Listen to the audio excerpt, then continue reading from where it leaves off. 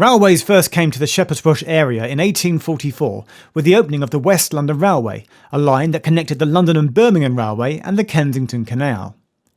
The first two ever Shepherd's Bush stations were both lightly used temporary ones. The first in 1884 lasted just 6 months, whilst the second, built slightly to the north in 1864, lasted a little longer for 5 years, but the line was mainly used for freight traffic. And then a new railway company built a line out of Paddington. What would eventually become the Hammersmith and City Line was also built through here in 1864, with its own station at Shepherd's Bush that then terminated at Hammersmith. When Latimer Road opened in 1868, there was also a curve of track here that joined the two lines together. That's now abandoned, as we'll see later. It was in 1869 that another railway company came to the area. The London and South Western Railway Company opened a line through here as part of services between Waterloo and Richmond, and they built their own separate station to the west of the existing Hammersmith station called Hammersmith Grove Road, along with a small section of track to link these two lines together.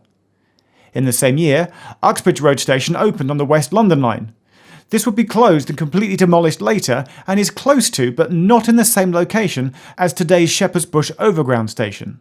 In 1874, the London and South West Railway opened their own separate Shepherd's Bush station in this area to the south of the Green. That's completely separate to the one on the Hammersmith line.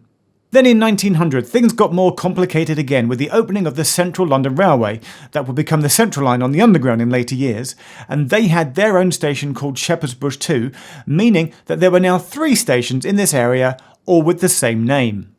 In 1908, the Franco-British Exhibition and Olympic Games meant more new stations to serve this area. The line down to Hammersmith opened up a station called Wood Lane, as did the Central London Railway, 2 separate stations. The line that would become the Central Line soon after extended out west towards Ealing Broadway. Then in 1914 we have the first of our closures. Shepherd's Bush on the line to Hammersmith closed, with a new Shepherd's Bush opening to the north and Goldhawk Road opening to the south.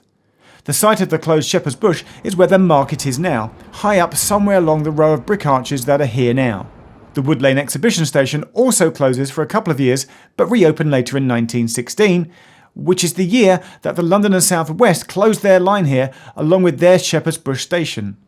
The site of it today can be seen from the main road looking down onto this row of garages on Solgrave Gardens. And just off of Beedham Road in Hammersmith, you can see where the brick viaduct slowly built up that took the railway to Hammersmith Grove Road. This is now all completely demolished. In 1920, Wood Lane Exhibition Station gets renamed to Wood Lane White City, and then also in 1940 Uxbridge Road Station closes and the curve of track up to Latimer Road goes with it. There's a small remnant of this left today that you can see from Freston Road. 1947 brought the closure of the Central Line's Wood Lane and the opening of White City, and Wood Lane White City Station is also renamed to be just White City. There are now 2 White City stations. In 1959, the Hammersmith and City White City Station closes due to a fire, but you can find the location of where it was today down McFarlane Road by this railway arch, where there are some old signs that still refer to London Transport. And now we're almost up to date to where we are now, with just a few more modern developments. In 2008, the opening of the current-day Wood Lane station on the Hammersmith and City Line happened, with its Shepherd's Bush station renamed to Shepherd's Bush Market. The Central Line Shepherd's Bush Station building was completely rebuilt at this time as well to have a new entrance, so that it was across the street and facing the new London Overground Shepherd's Bush Station. That was roughly in the same location that the old Uxbridge Road Station had been. There's no remnants of that though, because it was demolished when new roads were built here, and its station building would have been exactly where this busy roundabout now is.